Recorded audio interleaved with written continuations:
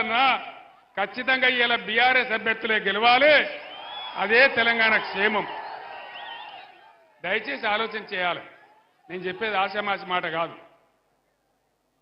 రైతు బంధు పోయిందా? కరెంటు బంద్ అయిందా? కోతలు వచ్చినాయా? వడ్లు కొంటున్నారా?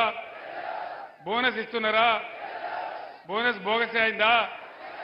మరి ఇన్ని మోసాలు చేసిన తర్వాత కూడా గోదావరి ఎత్తుకపోతానే బీజేపీకి కానీ లేదా మా వాగ్దానాలన్నీ భంగం చేసిన కాంగ్రెస్ కానీ ఓటేస్తే ఏమవుతుంది? మేమన్నీ మోసం చేసినా, మొన్న అసెంబ్లీలో చెప్పి 5 నెలల లోపల మోసం చేసినా మళ్ళా మాకే గుద్దిండ్రు అని అన్ని పండబెడతారు. కానీ ఈ కాంగ్రెస్ ప్రభుత్వం మెడలు వంచి నేను ఒక్కటే మాట చెప్తా, మీరు వినాలి. ఒక ఊళ్ళో 2 పాయలకు పంచాయతీ పడుతుంది. ఏం చేస్తారు? వాదించడానికి ఆయన ఒక పంచును ఈయన ఒక పంచును పెట్టుకుంటారు.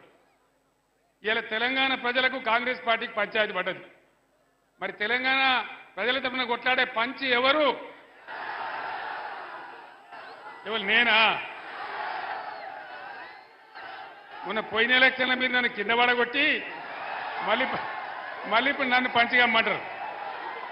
నేనేనా? బీఆర్ఎస్ ఏనా? కొట్లాడదామా? యుద్ధం చేద్దామా? గోదావరిని కాపాడుకుందామా? కృష్ణా కాపాడుకుందామా? మళ్ళీ బీఆర్ఎస్ గవర్నమెంట్ లాగా బ్రహ్మాండంగా రైతు బంధు తెచ్చుకుందామా? కంటి నిండా కరెంటు తెచ్చుకుందామా? ఇవి జరగాలంటే సుధీర్ కుమార్ గెలవాలి. మీరు నాకు ఇచ్చే బలంతోనే కదా నేను కొట్లాడేది, నాకు ఇచ్చే శక్తితోనే కదా.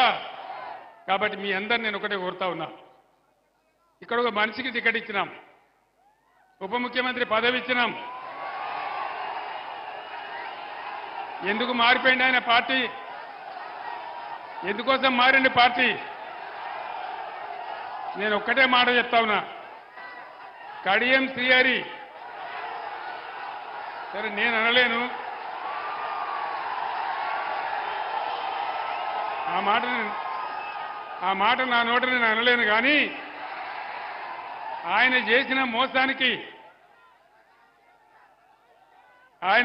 మోసానికి శాశ్వతంగా ఆయన రాజకీయ జీవితం సమాధి చేసుకుంటే మనవి చేస్తా ఉన్నాం. ఇంకొక 3 నెలల్లో సుప్రీంకోర్టు తీర్పు ప్రకారం ఇంకొక 3 నెలల్లో స్టేషన్ గన్పూర్ కాన్స్టిట్యున్సీకి